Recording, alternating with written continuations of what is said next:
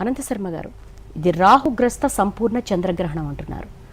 ఏంటి అసలు దీన్ని చూస్తే ప్రమాదము అని చాలా భయపడుతున్నారు.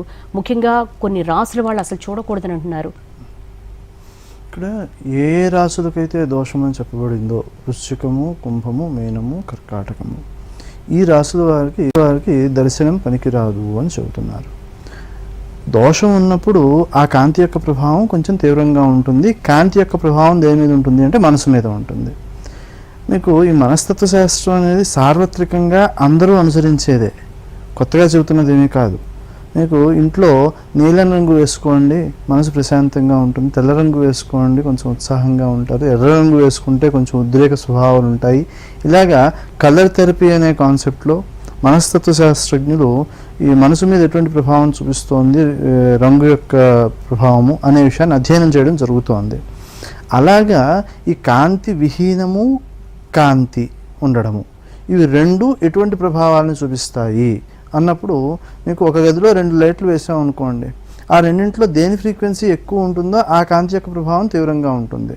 మనకి ఈ ట్రాఫిక్ సిగ్నల్స్ కోసం వాడే లైట్లు గ్రీన్, రెడ్ ఎందుకు వాడారు, ఆరెంజ్ అంటే వాటి యొక్క ఫ్రీక్వెన్సీ ఎక్కువ కంపారిటివ్గా. కాబట్టి అలాగా కాంతి యొక్క తీవ్రత ఉన్నప్పుడు మనిషి మీద ఆ కాంతి ప్రభావం కనిపిస్తోంది. కాబట్టి ఈ కాంతుల యొక్క ప్రభావం ఉన్న కారణం చేత అవి ఆ వ్యక్తుల మీద కొంచెం ఎక్కువగా ప్రభావం చూపిస్తాయి. కాబట్టి కదలకుండా ఓ చోట కూర్చుని జపం చేసుకుంటూ ఉండమని చెప్పారు.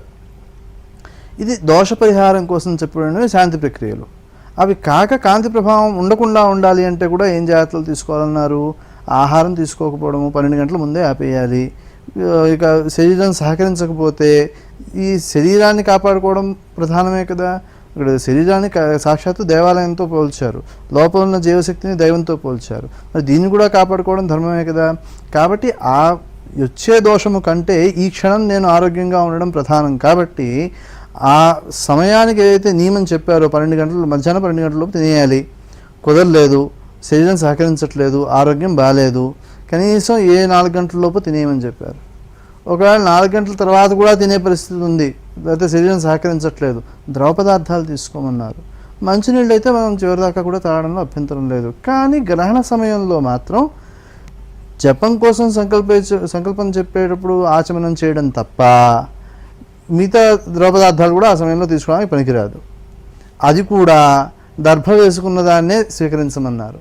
ఇలాగ దర్భను ఎందుకు చెప్పారు అంటే ఏ కాంతుల గురించి అయితే మనం మాట్లాడుకుంటున్నామో ఆ యూవీ రేస్తో సహా వాటిని ప్రసరించకుండా నియంత్రించే శక్తి దర్భల మీద ఉంది.